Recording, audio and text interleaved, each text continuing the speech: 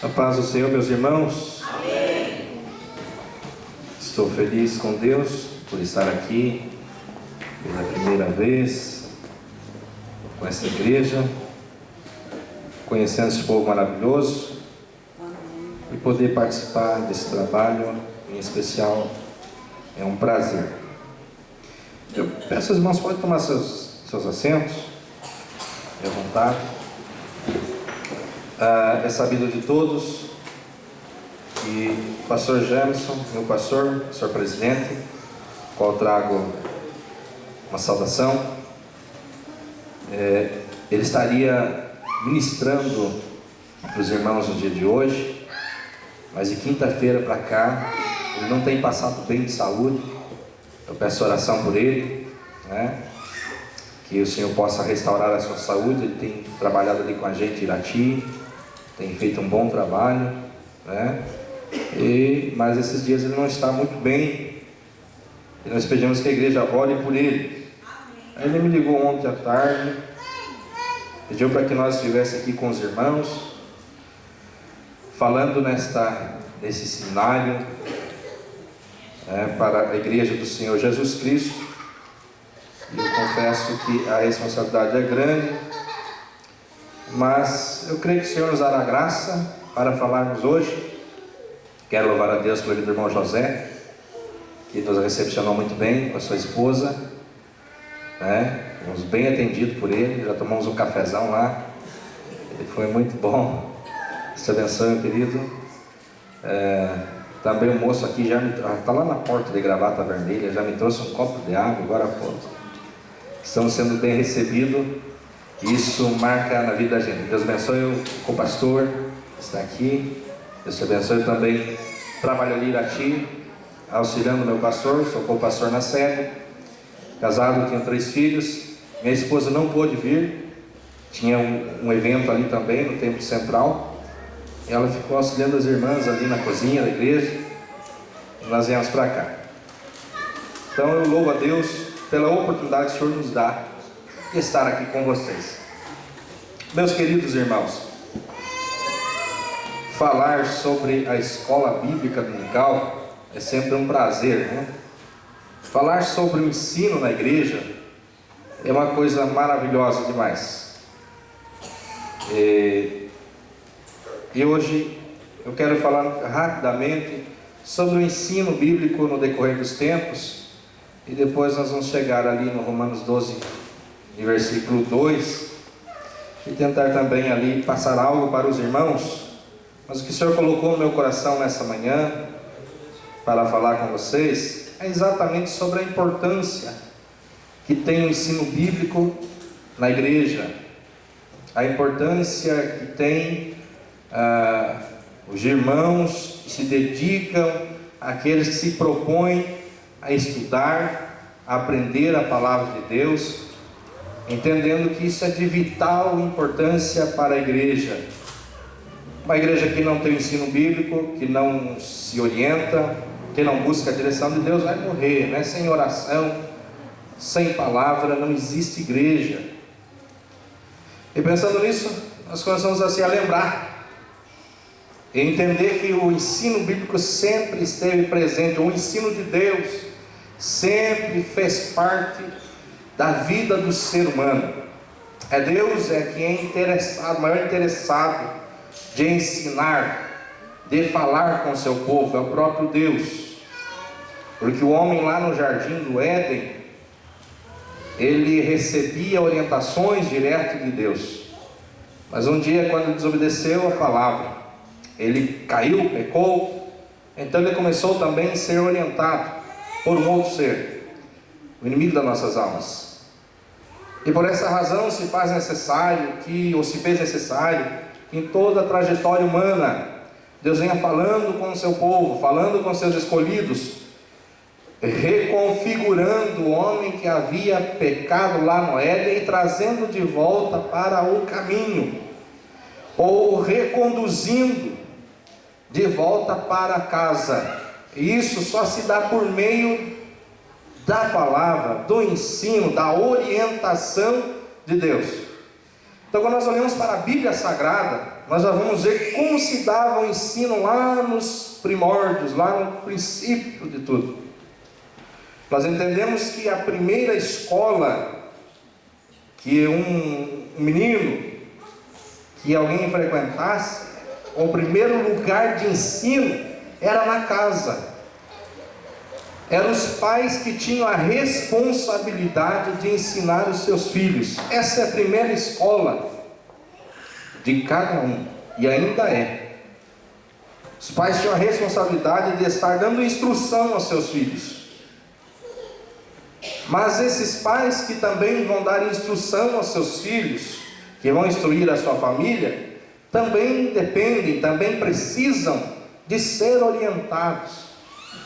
Eles também precisam de receber um preparo, precisam conhecer as verdades de Deus, precisam conhecer as doutrinas de Deus, para que possa assim também doutrinar os seus filhos. E aonde é que esses pais hoje vão encontrar esse subsídio? É na escola bíblica dominical, é nos cultos de terça-feira. Mas o primeiro lugar que uma criança tem por escola é a casa. Por isso que a família não pode fugir da responsabilidade e dizer assim que o pastor, que o professor da escola bíblica, que a professora das crianças ensine os seus filhos só. Eles contribuirão, eles farão parte do nosso crescimento, mas o pai e a mãe ainda têm a responsabilidade de ensinar os filhos. Foi assim que começou. Depois nós vemos que a escola passou a ser ensinada, os filhos passaram a ser ensinados pelos patriarcas. Os patriarcas agora que vão reunir as crianças, e os meninos vão frequentar essa escola com os seus 7 anos de idade, vão sentar no chão ao lado do mestre e vão começar a ouvir os primeiros ensinos a respeito de Deus, a história do seu povo, as leis de Deus. É com os 7 aninhos que eles vão começar a ter esse aprendizado. Passando o período dos patriarcas, né?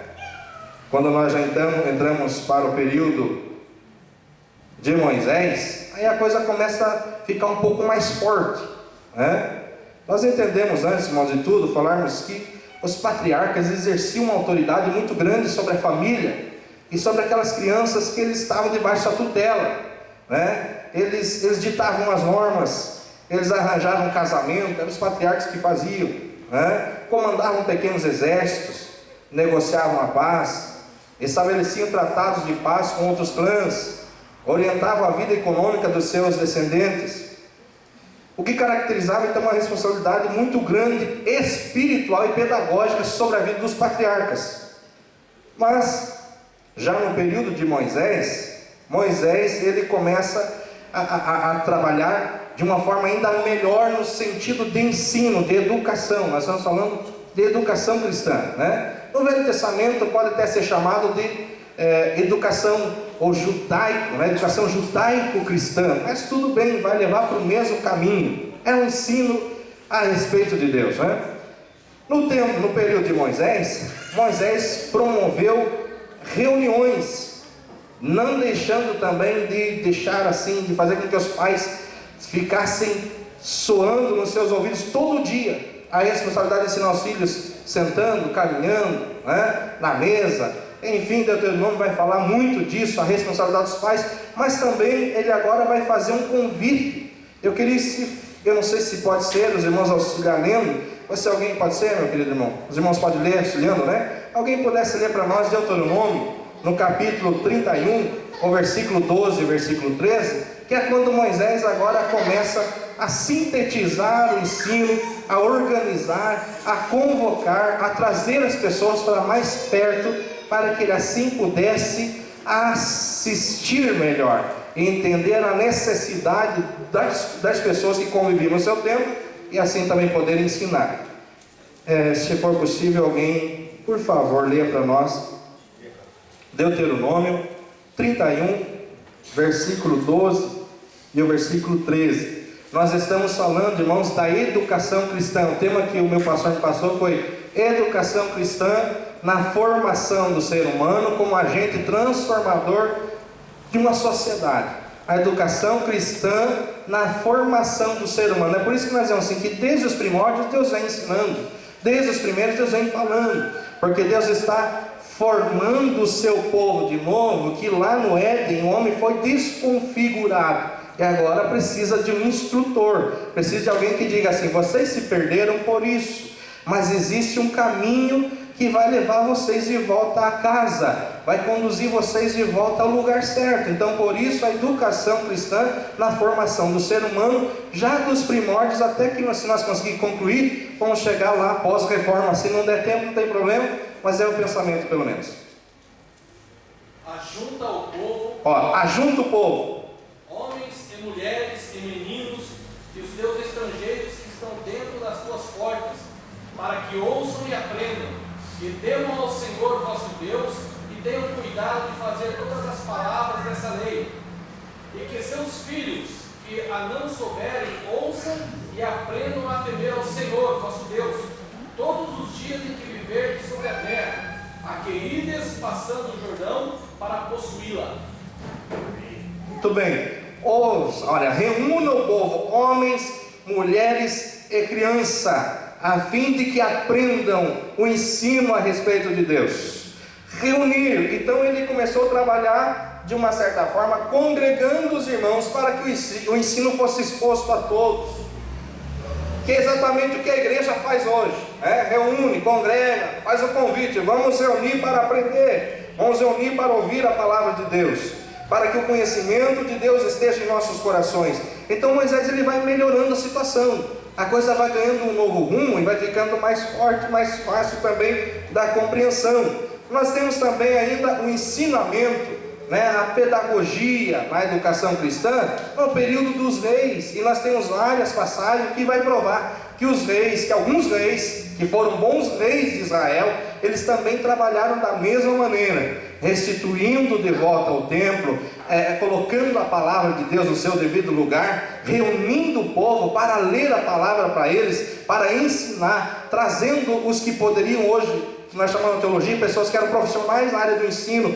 os escribas, e eles vão dar instrução ao povo. E o que é interessante, que me chama a atenção, é que o povo, quando vinha nesse sentimento de ouvir, que nem era uma pregação, que às vezes a pessoa gosta mais de uma pregação, eu não gosto muito do ensino, mas assim, eu não gosto nem que leia muito, mas lá era lido, literalmente pegava a Torá, o Pentateuco ali, pegava a lei, os profetas e lia para o povo. Era assim que era feito, e as pessoas gostavam. Então nós temos no período dos reis, dos profetas e sacerdotes também da mesma maneira, reunir o povo para falar a palavra para eles. E nós queremos ler também nesse momento 2 Crônicas, capítulo 17, versículo 7 até o 10, que vai provar exatamente uma reunião de pessoas, para que estivesse ouvindo de volta a palavra de Deus. E nós vamos ver o que é que acontece quando o povo ele se coloca para ouvir a voz de Deus.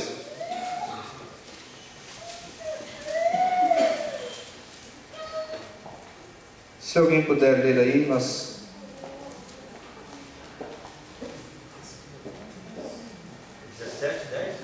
17, 2 Crônicas, capítulo 17, versículo 7 até o 10.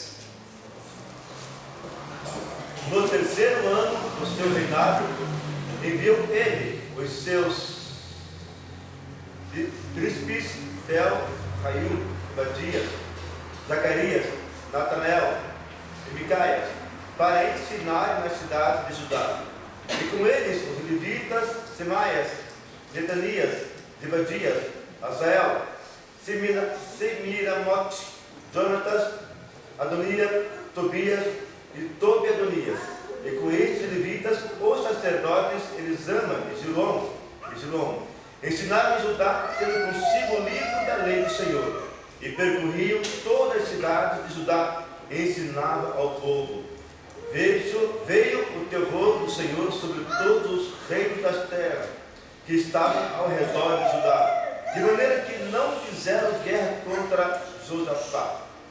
Então, no período do rei Josafá, ele trabalha na mesma maneira, reunindo o povo. E agora ele diz assim: agora nós não vamos só reunir, vamos colocar alguém que saiba, que leia, que conheça, e vai para o meio do povo e comece a ler para esse povo, porque esse povo não tem conhecimento da lei de Deus e nem conhecimento de Deus.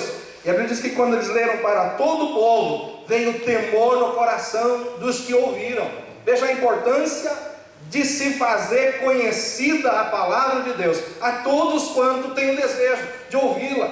Quando eles ouviram, o temor caiu no coração, e até mesmo as cidades vizinhas, os lugarejos por ali, também ficaram com o temor de Deus e não quiseram pelejar contra Josafá. A importância de se aplicar a palavra de Deus a todas as pessoas, reunindo para fazer isso. Agora, quando nós olhamos para Moisés, é interessante porque ele faz algo importante. A Bíblia diz que Deus fala com Moisés lhe dando os mandamentos. A Bíblia fala que Deus traz a revelação, Deus fala com Moisés, e Moisés tenta levar o povo também para ouvir diretamente da boca de Deus. Mas a Bíblia diz que quando o povo chegou no pé do monte, onde Deus estava se revelando, onde Deus estava falando com Moisés, o povo ficou com medo, porque o monte tremia, fumegava, havia barulhos, havia muitos trovões, havia barulho de buzina, e o povo ficou com medo. O que é que está acontecendo lá em cima? Não vamos subir. Falaram para Moisés: faz o seguinte, Moisés, vai você até lá, fale você com ele, aí você vem e fala para a gente. Mas eles não tiveram coragem de se aproximar e falar, e ouvir da própria boca de Deus. Então o que Moisés faz? Ele desce, ele começa a orientar o povo, mas ele percebe que só na orientação, só no fato de falar com o povo, não estava dando resultado. Porque o povo é difícil, a gente não guarda as coisas, né? Se o pastor falar assim para os irmãos, para nós, né? Para mim talvez, não para os irmãos, mas olha, vamos combinar aqui, nós vamos fazer tal coisa, nós vamos fazer isso, mas aquilo, nós vamos pegar a rua direita, porque na direita é assim, porque a direita é isso, mas aquilo, não vamos para a esquerda, porque a esquerda é perdição, pode ser mais interessante, pode ser até ter alguma coisa lá espetacular, mas é um caminho de morte, e vamos por aqui, porque aqui vai dar certo, direito e tal. A gente escuta, se perguntar para onde a gente vai, vamos para a direita. Se ele sair e voltar, a gente já esqueceu, já foi para a esquerda. Então, como o povo esquece muito fácil, o que é que Moisés faz? Ele começa a registrar. Então você pode pegar lá no capítulo 24 de Êxodo, e outros textos também, que Moisés, depois de um fato, de um ocorrido, de um acontecido, de uma revelação, ele já faz questão de ir registrando tudo, para que esse povo não esqueça, para que logo as pessoas assim, não, a gente esqueceu tão fácil. Então vai sendo registrado os momentos de ensino, as coisas que vão acontecendo, à medida que o tempo vai passando, Moisés vai registrando. Tiveram a oportunidade, irmãos, de participar dos momentos assim de glória, quando eu me lembro que o culto está sendo estabelecido, digo culto no estilo do Velho Testamento, onde Deus se revelava ao povo, onde o sacerdote tinha a oportunidade de chegar de fato na presença de Deus, de ouvir os ensinos de Deus e chegar na presença de Deus, mas isso não ficar muito tempo, e quando no seu ouvido, daqui um pouco, já estava fazendo conforme ele bem parecia. Você deve lembrar da situação e do culto de Nadab e Abiú. Eles ouviram os ensinos da parte de Deus, eles ouviram toda a instrução a respeito do ofício do sacerdócio, eles sabiam como devia proceder. Eles participaram de um culto glorioso, de um momento de glória, onde ofereceram sacrifícios perante o Senhor. E a Bíblia diz no capítulo 9 de Levíticos que saiu o fogo de Deus e consumiu com a oferenda. Ele recebeu o sacrifício. Mas já você vai para o capítulo 10, as pessoas esquecem fácil do ensino que teve. A gente esquece muito fácil do que aprende. Então eles vão para um culto de novo e oferecem um culto estranho. Eles chegam na presença, tentam chegar na presença de Deus de uma forma que Deus não havia pedido. A Bíblia diz que eles vão chegar lá, vão pegar o incensário, que era o que eles tinham que fazer sempre, vão pegar o fogo, o que não devia ter feito, pegam o fogo, colocam o incenso, fazem a fumaça e vamos para a presença de Deus. Vamos chegar na presença de Deus. Por que eles fazem isso tudo de forma tudo errada? Porque eles esqueceram a instrução. A instrução era, o fogo que eles iriam colocar ali, não podia ser um fogo qualquer, um fogo de domínio próprio. O fogo tinha que ser tirado do altar. Só que para chegar no altar tinha que estar pronto, preparado. O caminho entre o pátio para o altar, exigia um processo de purificação. Então o camarada, para chegar lá, eles sabiam disso, eles tinham participado de um culto desse. Às vezes, como o homem esquece muito fácil da instrução, eles talvez ficaram meio que com preguiça, né? Então eles sabiam que 7 dias teriam que ficar na porta da tenda, no processo de purificação. Depois desse momento entraria, e o primeiro local que ele ia chegar era a pia de bronze. Essa pia era o lugar para a purificação. A pia era feita de bronze, com as pernas bases, né? A Bíblia diz que as bases eram feitas de espelho. Um espelho que as mulheres deram. Por que tinha que ser de espelho? Porque o camarada, quando chegasse na pia, que era o primeiro lugar, para depois ele começar a ir rumo em direção aos altares, o primeiro lugar ele já se via na sua condição natural. E na condição natural ele já se viria como um pecador. Então ele já não chegaria na sua própria arrogância. Ele sabia que o lugar para onde estava tentando chegar era um lugar santo e tinha que entrar com temor, com devido temor diante de Deus. Então ele chega na pia de bronze, talvez até faz o processo da purificação. O que se fazia na pia de bronze? Se lavava as mãos e os pés, como quem está purificando as mãos porque realizaram talvez obras que não agradaram ao Senhor, os pés porque andaram talvez em lugar também que não agradou ao Senhor. Depois que ele passava desse processo, aí ele iria para o primeiro altar, que é chamado altar de bronze. Era feito de madeira de acácia e revestido de bronze. E lá nesse primeiro altar se via então o sacrifício do culto que estava sendo queimado. Ali ele entendia que o seu pecado estava sendo desfeito, estava sendo destruído. Então dali em diante é que ele vai pegar um incenso, que era uma mistura, que era uma receita que era só para o exercício do culto. Aquela receita ali, irmão, não podia ser usada em nenhum outro lugar, porque era para o Senhor, porque assim também o é hoje, irmão. O que é para o Senhor é para o Senhor. Para Deus não dá para fazer mistura de nada, né? O que é de Deus, irmão, é de Deus. Se a tua boca é para louvar o Senhor, é para louvar o Senhor, né? Se as suas mãos é para executar um instrumento para louvor a Deus,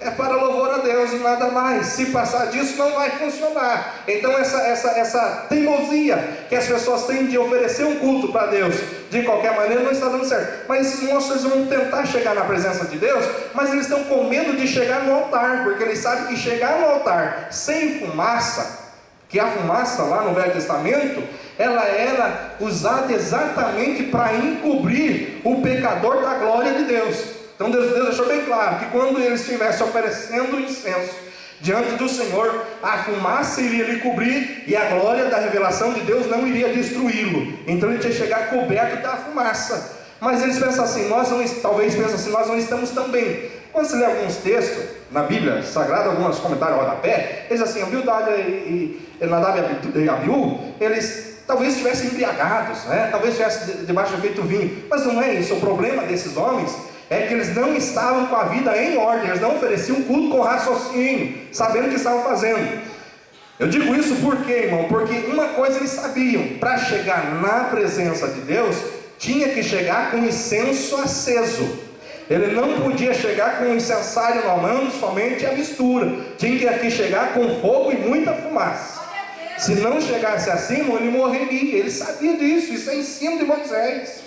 Mas como eles não tinham a vida em ordem, eles sabiam que também o fogo para estar ali tinha que ser tirado do altar. E chegar no altar existia uma barreira, porque eles não estavam bem. Então o que ele faz? Vamos usar de um artifício. A gente tem o domínio do fogo mesmo, vamos usar o fogo que nós temos e vamos tentar entrar lá, porque se o negócio é fumaça a gente sabe fazer. Então não diga se não é isso que acontece hoje. Nós temos nossa geração, ela está produzindo muita fumaça, mas é fumaça de fogo estranho. E a gente não está podendo mais chegar na presença daquele que tudo pode.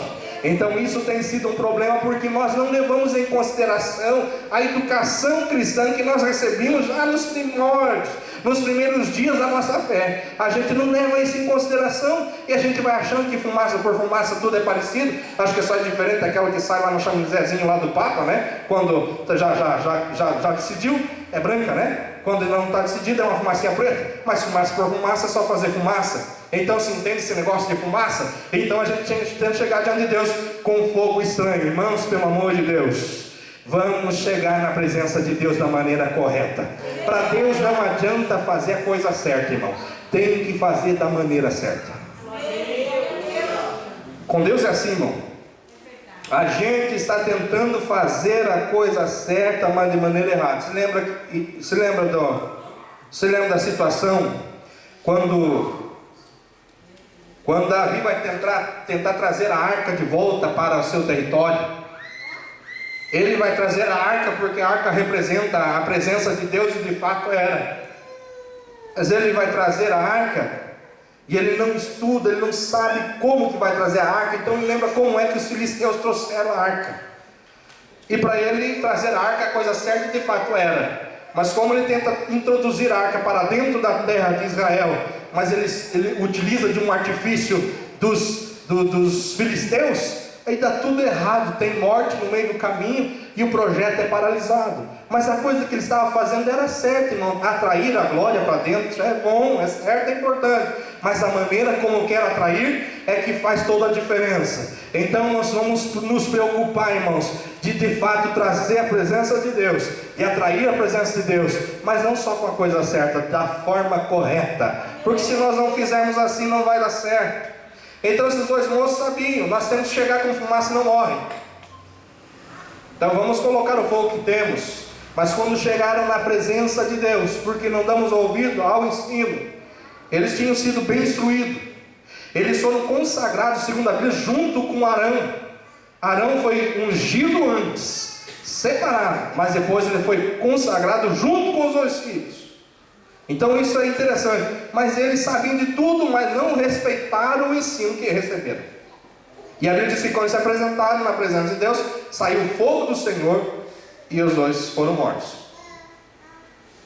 Então isso aí é um resultado, irmãos, que às vezes nós não levamos em consideração. E por isso Moisés vai tentar reescrever toda a história, e para ficar lembrando de novo, sempre falando a mesma coisa, irmão. Nós estamos assim vivendo um período terrível na igreja, que as pessoas estão em busca sempre de coisa nova, e nesse afã de coisa nova, às vezes nós buscamos e trazemos muita inovação mesmo, não trazemos nada de novo, é só inovação. Mas o povo de Israel, eles sempre estavam ouvindo a mesma coisa, mas ouvindo a mesma coisa sempre estavam pecando também, não resolvia muita coisa. Então, irmãos, vamos buscar ao Senhor e valorizar aquilo que nós aprendemos da parte de Deus e continuar aprendendo. Então por isso é que ele vai registrar tudo e repetir quase todo dia, porque haverão períodos que ninguém mais vai falar de nada, né? Então é importante nós dar esse valor ao ensino que estamos recebendo, para que nós possamos entrar na presença de Deus de forma certa, correta. É claro que hoje mudou, né? Nós não somos os sacerdotes do Velho Testamento, mas a Bíblia diz que nós oferecemos ainda sacrifícios espirituais. O capítulo que os irmãos tomaram por base vai falar disso, né? Vai falar disso. Nós ainda oferecemos sacrifícios espirituais, mas nesse propósito de oferecer diante do Senhor, nós temos que comparecer também. O incenso que nós temos hoje é oração, irmão. Quer chegar na presença dele, irmão?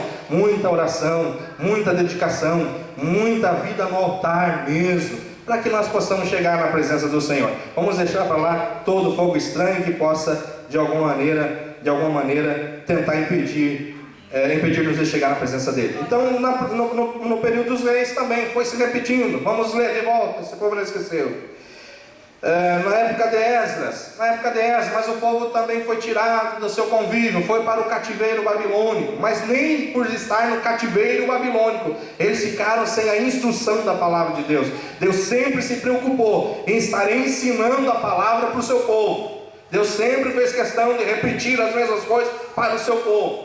Então lá no cativeiro, quando ninguém talvez desse muita importância, levantou-se um homem chamado Esdras e disse assim: espera aí, gente, nós estamos vivendo em uma terra estranha, nós estamos se alimentando de um outro alimento, estamos aqui vivendo, aprendendo uma outra cultura, já nos ensinaram outra língua, já estamos vivendo uma outra realidade, e aquilo que nós aprendemos dos nossos pais está ficando de lado. Então o que é que Esdras faz? Ele chama o povo, e ali é que começa a sinagoga, que era um lugar exatamente para que eles pudessem celebrar ao Senhor e também relembrar a palavra que fora dita a seus pais e que agora está sendo passada para eles. Então mesmo em terra estranha, Deus sempre proveu um meio de educar o seu povo, de formar o seu povo, de instruir o seu povo. Eles não ficaram sem ensino. Isso faz toda a diferença na terra estranha, porque muitos deles já tinham aderido todo o processo de Babilônia.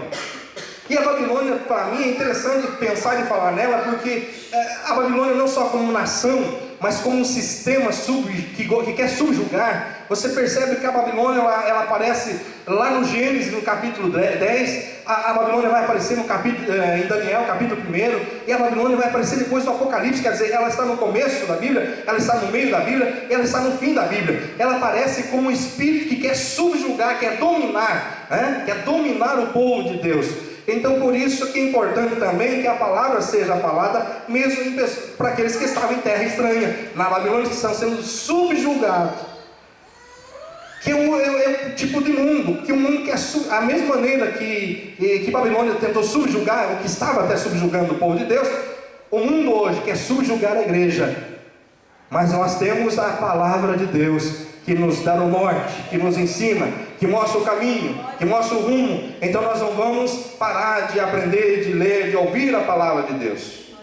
É tão interessante que dos que estavam lá na Babilônia, quando eles estão voltando para a sua terra, muitos disseram assim: não, eu não preciso voltar, não quero voltar não. Eles são levados para a Babilônia por três levas, né? 3 levas. Mas quando estão para voltar, também foram três turmas que voltam. Mas tem um povo que não quer voltar, diz assim: não, a gente está acostumado aqui, a gente tem filhos aqui, a gente plantou aqui, a gente já acostumou com a cultura do lugar, então nós vamos ficar aqui mesmo. Eram pessoas que abriram mão daquilo que aprenderam de Deus para viver debaixo daquele sistema terrível. Mas Esdras, ele se levantou e começou a ensinar o povo. Depois que eles estão lá, já levantando a cidade, reconstruindo os muros, a Bíblia diz que Neemias começa também de volta a instruir o povo. E uma das coisas que eles fazem, quando vão falar de palavra, é construir um altar de madeira, para que a palavra ali fosse falada de novo. E o que eu acho tão lindo nisso tudo, é que a partir da manhã, da alva, até o meio-dia se leu a Bíblia para eles. Que Bíblia nós temos hoje, né? Esse termo apareceu 400 e tanto depois de Cristo, né? Bíblios, coleção de livros, né? Mas ele leu a Torá quer dizer ensinamento, da manhã, meus irmãos, até meio-dia lendo. E é interessante que a Bíblia poderia dizer assim: o povo ficou chateado.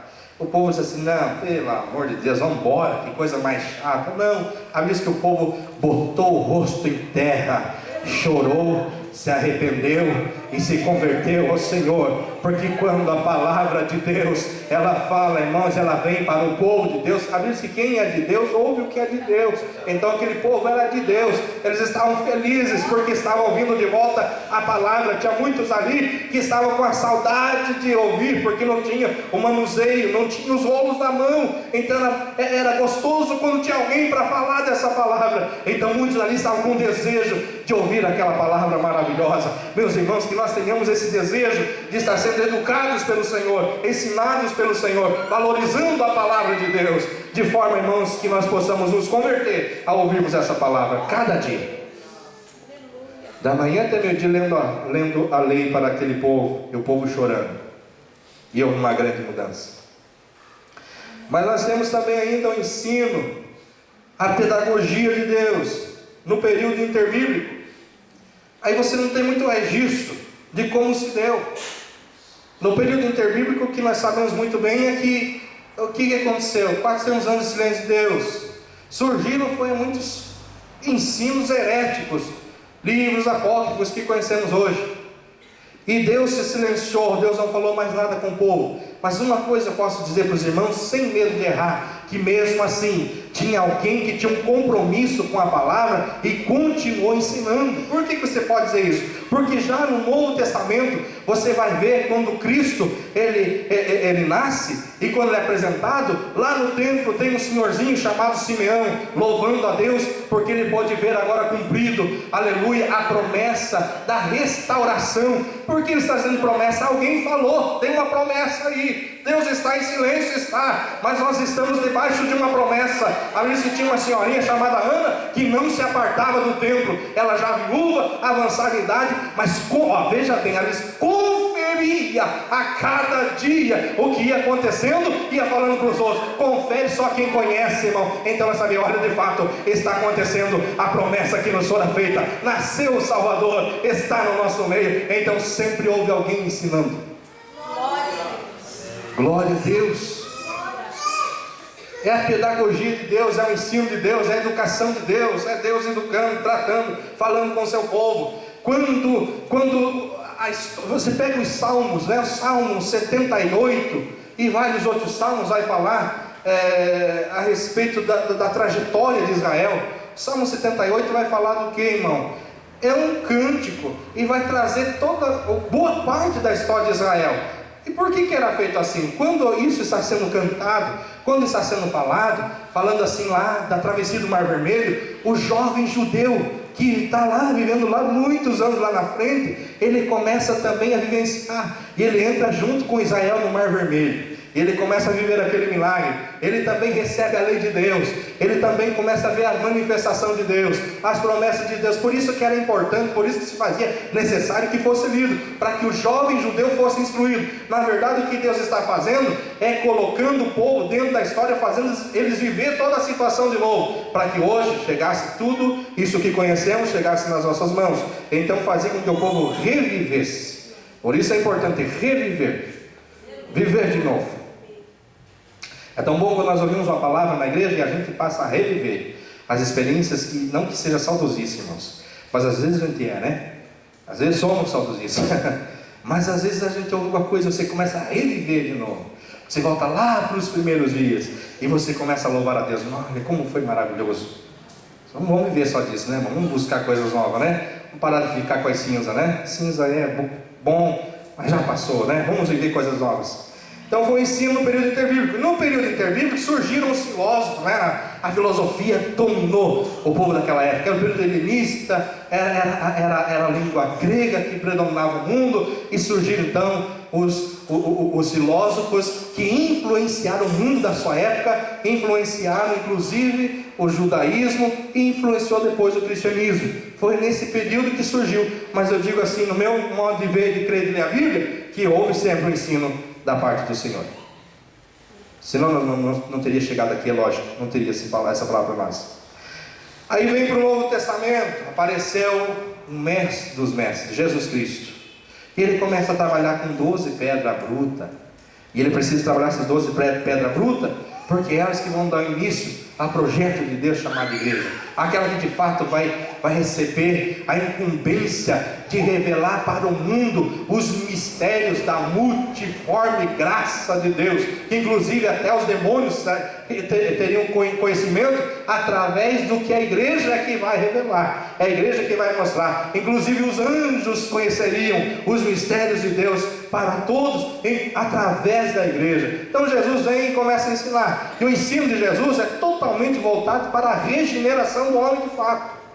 O ensino de Jesus, ele vem para trabalhar, ensinar e levar o homem a entender que ele precisa de uma mudança total em sua vida. Jesus foi aquele que entendeu o ser humano, trabalhou na sua íntegra, o homem como corpo, alma e espírito. Ele não isolou as coisas, ele trabalhou o homem na íntegra, levando a uma transformação total. E com isso ele começa a trabalhar com 12 pedras brutas, porque essas 12 pedras brutas são os que vão dar início à igreja do Senhor Jesus. A igreja nasceu, nós entendemos e vemos como foi o trabalhar da igreja em relação a esse ensino, em relação à pedagogia de Deus. A Bíblia diz lá que quando ela surgiu, no capítulo 2 de Atos dos Apóstolos, a Bíblia diz assim, ao versículo 42, eles se dedicavam ao ensino dos apóstolos, à comunhão e no partir do pão. Era assim que a igreja surgiu. Dessa igreja, com um ministério docente tão maravilhoso, ela carregava consigo 4 sinais dessa igreja que trabalha, que ensina. Qual é o primeiro sinal dessa igreja que ensina, que trabalha? É o ensino constante da doutrina dos apóstolos. Não é uma doutrina louca, e não é dos apóstolos que nós vemos por aí, que é pai apóstolo, é apóstolo de todo jeito, né? Dos 12 apóstolos, que de fato foram confirmados pelo Senhor. A comunhão dos apóstolos, o partir do pão e as orações, são os 4 sinais da igreja que ensina, né? Do ministério docente da igreja. A igreja passa por um período difícil, nós todos conhecemos. A igreja passa por aquele período negro, escuro, mas de repente vem a reforma. De repente, através de Lutero, vem a reforma, e a coisa começa a ganhar outro rumo. Se antes, no período período negro da história, os que se prestavam ao serviço, os sacerdotes que estavam prestando serviço para a igreja, para Deus, eles estavam preocupados em arrancar a alma dos fiéis do inferno, porque isso rendia, né? Lógico, né? Isso rendia. uma heresia terrível, né? Mas rendia muito, então a preocupação era essa. Quando chegou a reforma, aí a coisa mudou. Os que se prestavam ao trabalho da igreja, eles voltaram a pregar a palavra salvífica, eles voltaram a pregar o arrependimento e a salvação através da fé no sacrifício vicário de Jesus Cristo. Então a coisa começou a mudar. Surgiu João Calvino, que nós temos uma diferença de teologia com eles, mas está tudo certo até então, porque ele começou a colocar escolas para ensinar o povo, e vamos ensinar a palavra. É quando começou a surgir escolas para ensinar o povo, e essa escola agora ela é protegida e custeada pelo Estado. Era a mão de Deus trazendo a igreja para de fato para o seu lugar. A igreja é agente de Deus aqui na terra, irmão. Quando Jesus ele se revelou a João, ele diz assim: eu sou o alfa, eu sou o ômega, eu sou o princípio e o fim. E ele não falou do meio, porque no meio estamos eu e você. A igreja de Deus é a mídia, a igreja é a mídia de Deus na terra. A mão de Deus é a mão da igreja, irmão. É a boca de Deus aqui na terra é a sua boca. Então a mídia de Deus aqui na terra somos nós. Então por isso nós precisamos valorizar muito esse trabalho que o Senhor nos deu. Foi no período da reforma que a coisa começou a tomar um melhor. Foi nesse período que a ciência ganhou, irmão. Tudo melhorou, cresceu. Foi o protestante que trouxe uma mudança, que fez com que as coisas andassem para frente, porque até então havia um monopólio, era da igreja católica, segurava tudo, dominava tudo. Se alguém escrevesse uma obra que fosse interessante, se não fosse pela igreja católica entendido como um bom, que dava certo, que estava tudo certo com a sua doutrina, eles mandavam queimar. Se não queimasse, destruir a obra, destruir então quem fez. Eu estou correndo um pouquinho porque eu preciso concluir isso. Eles destruíram quem fez. Então por isso, irmãos, quando o protestantismo chegou, quando o Senhor Jesus abençoou, mudou as coisas, o mundo ganhou outro rumo. Isso quer dizer o que, irmão? Que o mundo daquela época sofreu um impacto através da igreja. A minha pergunta é a seguinte: qual é o impacto que hoje a igreja do Senhor está gerando lá fora? Se nós olharmos para a história, nós vamos ver que a igreja de Deus sempre gerou um grande impacto lá fora. Você pode olhar até mesmo pela situação dos nossos irmãos que viveram nas suas catacumbas, que não tinham o direito de morar em uma casa como nós moramos, tinha que ficar debaixo nas cavernas escondido, se comunicar com as pessoas através de símbolo, mas e todo dia sabendo assim: olha, não sei se meu filho, se sair para fora, volta, talvez ele vai ser jogado na arena com os leões, ele vai ser destruído, sei lá, você conhece toda a história. Mas mesmo assim eles não negavam a fé, e isso gerava um impacto na sociedade, a ponto de um dos imperadores, quando ele colocava muita gente para morrer ali, colocava só para ser destruído, e quando aqueles cristãos morriam, a curiosidade deles, sabe o que era, irmãos? Era chegar lá, virar assim, cristão por cristão, para olhar no rosto deles, para ver como é que morria, qual era a sua fisionomia. Quando eu olhava lá, eles diziam assim: olha, como é que pode uma pessoa nessa situação, não deve nada, morrer desse jeito, morrer com o rosto de feliz? O que está acontecendo? Eu vou matar mais gente. A coisa ficava ainda melhor, porque mais crentes surgia, e o sangue de crente era como semente. Eles geraram impacto na sua sociedade nos seus dias, e a igreja de hoje está gerando vergonha.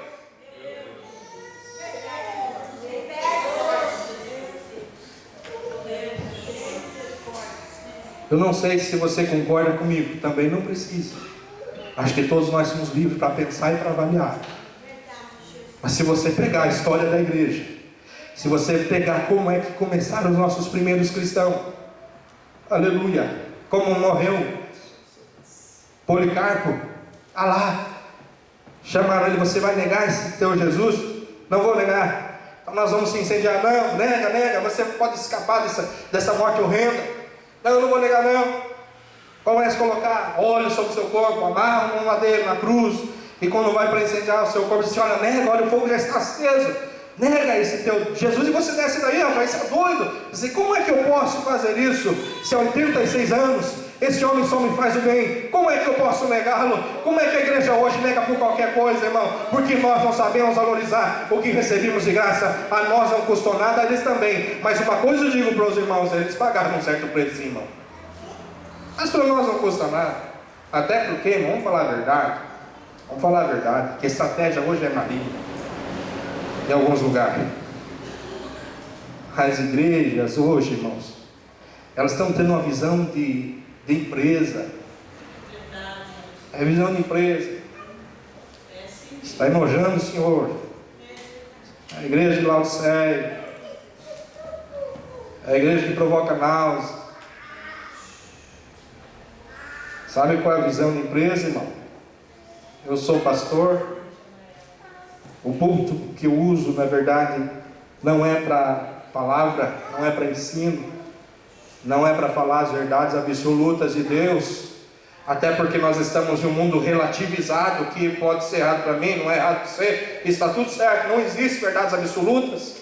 Então eu vou me utilizar desse púlpito aqui como ele sendo um balcão, e eu vou entender que o irmão que está aqui na minha frente é um cliente, e eu, como um bom vendedor, o que eu faço? Eu vou apresentar exatamente o que o cliente gosta, porque eu sou um vendedor. E a gente está oferecendo o evangelho barato por aí, irmãos, que está trazendo muitos para a igreja, mas não está levando ninguém aos pés do Senhor Jesus Cristo. A igreja de hoje não leva, desculpe a maneira que eu estou me colocando, não estou dizendo a igreja aqui porque eu não conheço, tem dia de julgar, irmão, pelo amor de Deus, não me entenda não.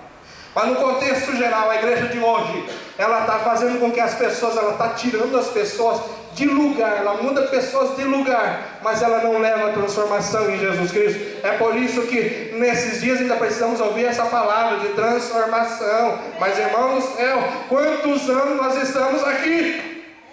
E a gente tem que ouvir de novo, mas tem que ouvir mesmo. Sabe a escolha, quem teve essa escolha foi direcionado por Deus. Mas é assim hoje, irmão, se muda. Então, mas o que acontece hoje? Muda os camaradas de lugar. O camarada frequentava o espiritismo, ele frequenta a igreja hoje, mas não é convertido. Frequentava a casa das mulheres da vida, agora frequenta a igreja, mas não é convertido.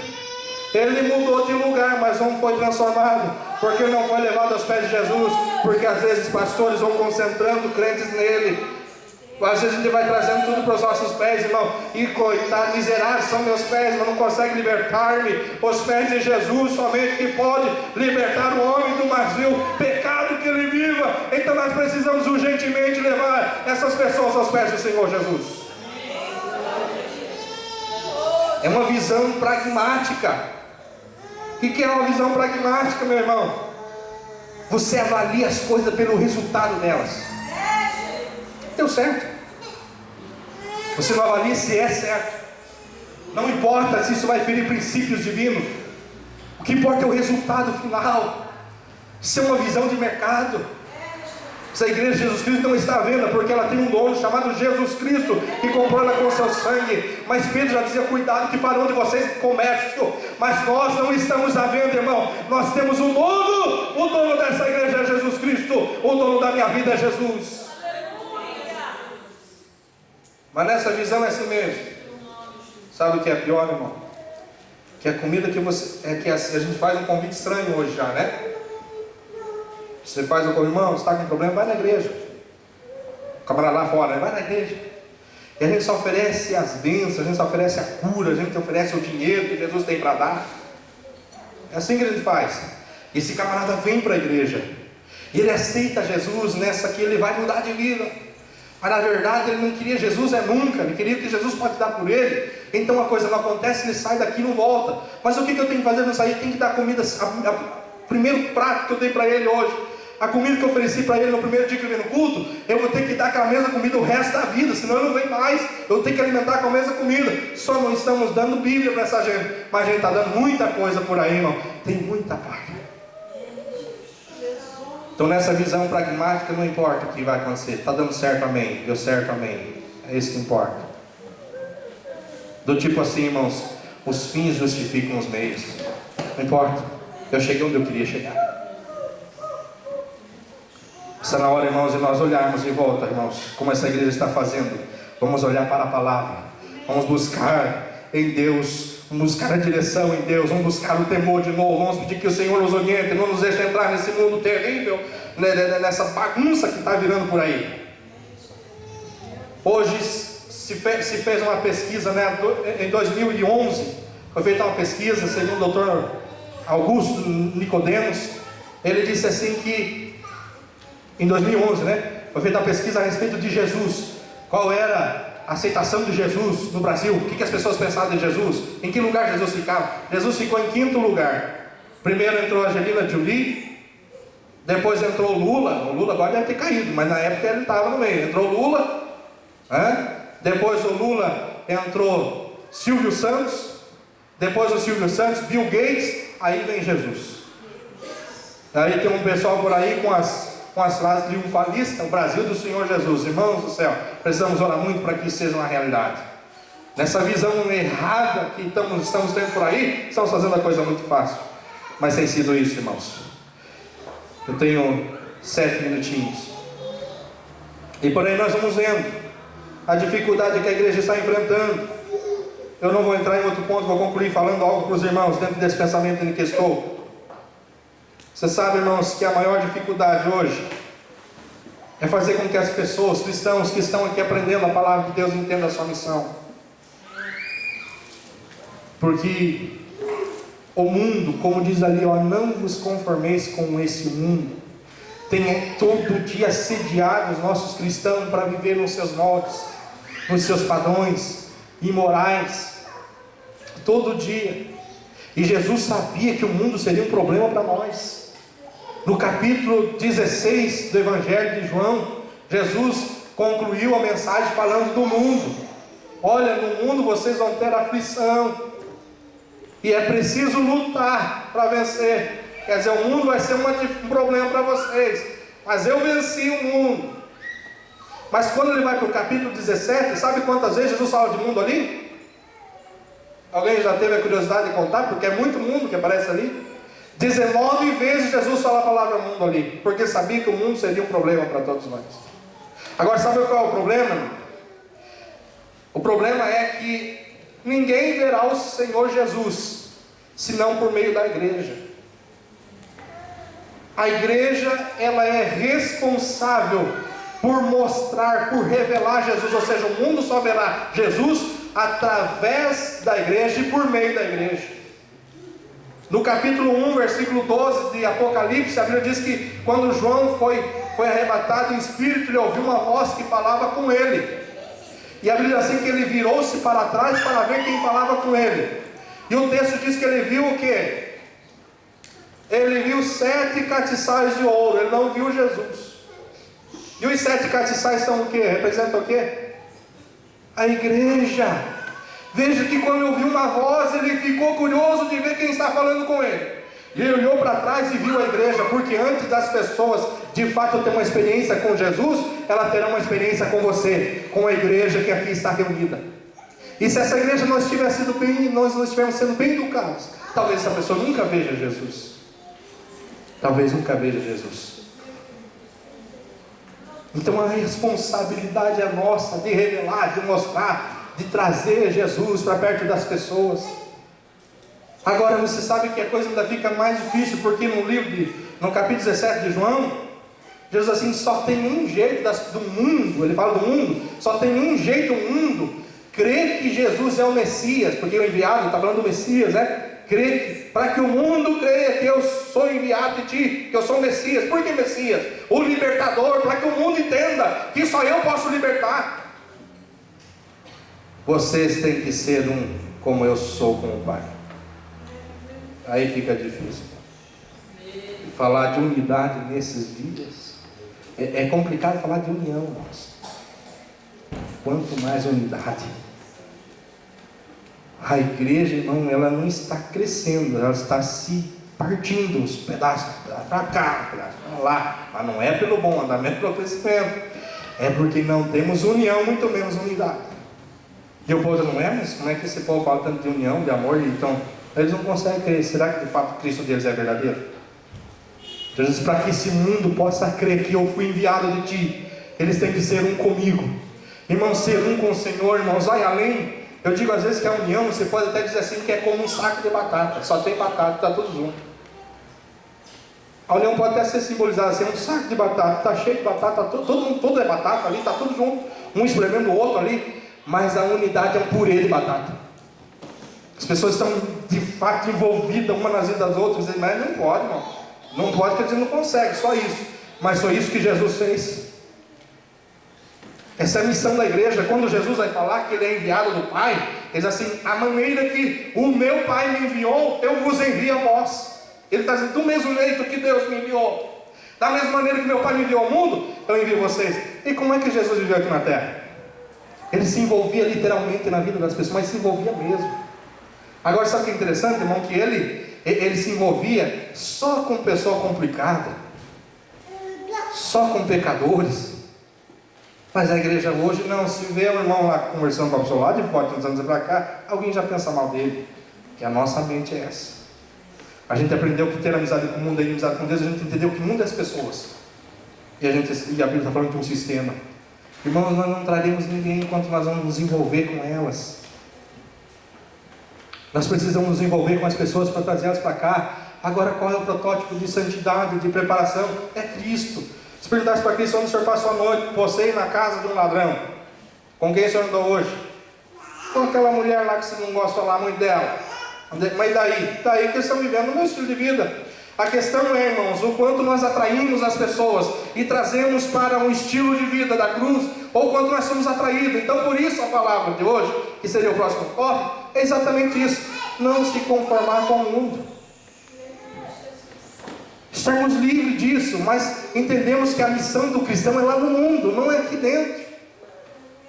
Capítulo 13 de Hebreus, no versículo 13, assim, o primeiro vem falando de sacrifício, depois de sacrifícios, que o sangue era recolhido e depositado atrás do Santíssimo Lugar, na tampa do propiciatório.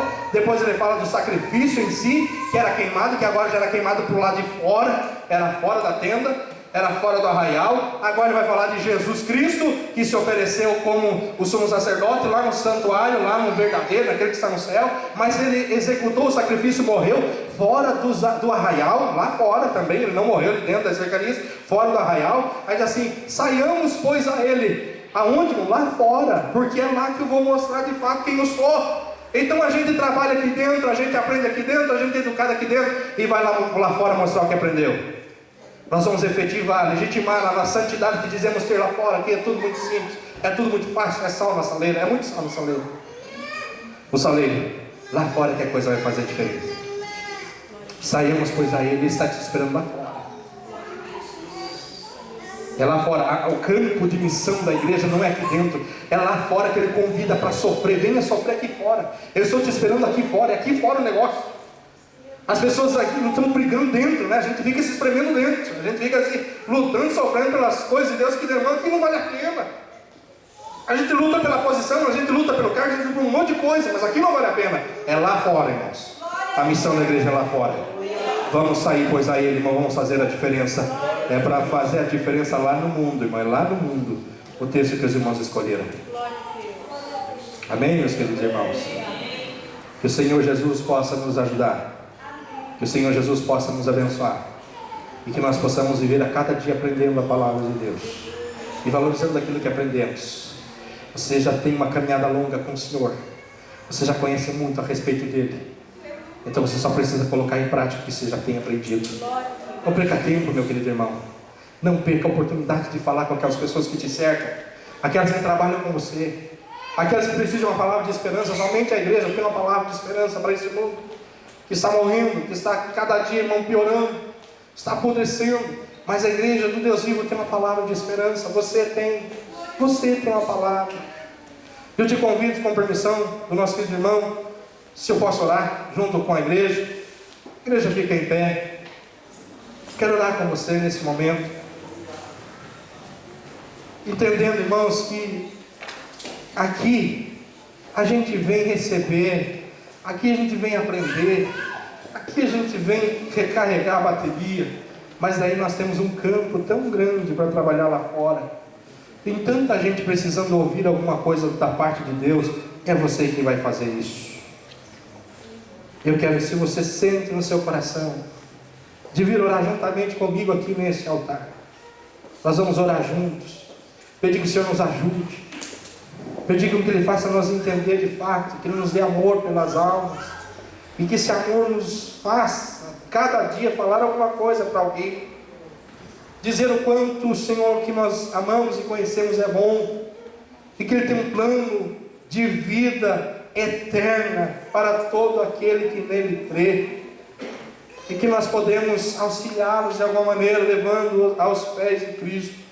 Então, se você quer encarar essa missão, se você quer encarar esse trabalho, eu quero orar por você, quero orar com você aqui hoje, crendo que você fará diferença nos teus dias, que a tua família é o alvo, que a tua família é o lugar onde você terá um campo vasto para trabalhar, e que eles irão aos pés do Senhor, porque alguém está falando de Jesus. Mas para isso, irmão, o mundo tem que ver Cristo em nós. Se o mundo não vê Jesus em você, irmão, nós não podemos falar de transformação para eles. Quando a igreja vai se tornando a cara do mundo, irmãos, como é que a igreja vai dizer? Vocês precisam de uma transformação. Vocês precisam passar por uma transformação. Mas transformar no quê? O que que a gente tem que se transformar? Pelo amor de Deus. Mas quando as pessoas estão vendo Cristo em nós, irmãos, aí a coisa é diferente. A gente vai causando o desejo dele ser transformado. A Bíblia diz que nós somos sal da terra, e a gente vai, como sal da terra, causando sede nessa gente. Sede de chegar aos pés de Jesus, sede de chegar aos pés do Mestre, sede de chegar até aquele que quer a água da vida. Então isso que a igreja precisa ser. Estenda a tua mão para cá, meu querido irmão. Senhor Jesus, aqui está a tua igreja, aqui estão os teus filhos, Senhor, os quais o Senhor escolheu para fazer a tua obra, Senhor meu Deus. Essa igreja linda, maravilhosa, amada, que tem, Senhor meu Deus, se esforçado por fazer a tua vontade, um comprometimento com a palavra, Senhor, buscando sabedoria, buscando entender, Senhor Jesus querido, os teus mistérios, Senhor, nesse trabalho, Senhor, nesse momento, Senhor meu Deus, em que oramos a Ti, entendendo, Senhor, que somos tão falhos, somos tão pequenos, mas temos um Deus maravilhoso, um Deus que nos chama para a responsabilidade, que quer nos levar lá fora para fazer alguma coisa, para fazer a diferença, Senhor, para trazer pessoas para esta casa, mas não trazer amarrado, Senhor, não trazer puxado, e muito menos, Senhor, trazer, Senhor, forçando, fazendo promessas da qual o Senhor não falou, pregando o evangelho do qual o Senhor nunca pregou, mas é trazendo porque nós estamos causando o desejo das pessoas te conhecer, porque estamos sendo, Senhor, de fato cristão, porque o Senhor está sendo visto na nossa vida, porque o mundo está nos vendo como uma porta, aí está vendo a igreja como uma porta de escape, porque o mundo está vendo Cristo em nós, e está tendo o desejo de te conhecer, meu Pai, paz com que isso seja uma realidade na vida de cada um de nós, meu Deus, que o mundo possa ver o Senhor na nossa vida, que a família, Senhor Jesus querido, a qual o Senhor nos deu, ela nos veja como pessoas de Deus, Senhor. Quantos pais aqui, Senhor, precisam trazer os seus filhos, e eu creio, Senhor, meu Deus, que o caminho é esse, é que os filhos possam ver Jesus na sua vida. Eu creio, Senhor, que muitos precisam chegar e entrar essas portas, mas eles estão precisando de um ícone, eles estão precisando de uma referência, eles estão precisando de conhecer, ó Pai, através daqueles que o Senhor colocou mais próximo deles. Então faz com que isso, Deus, seja uma verdade, uma realidade na nossa vida. É oração que fazemos em nome de Jesus Cristo. Amém, Jesus. Obrigado,